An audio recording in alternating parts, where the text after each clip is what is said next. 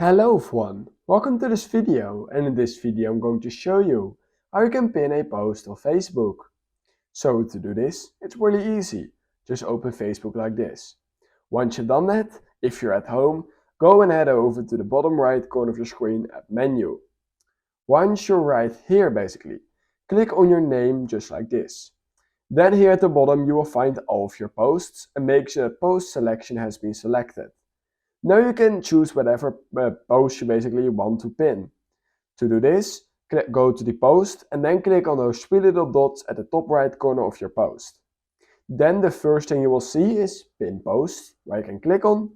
And what you can now do is simply look at the top of your Facebook page basically, and you will notice that it now says pinned post, and it will automatically be pinned at the top of your Facebook page. And that's basically all you need to do.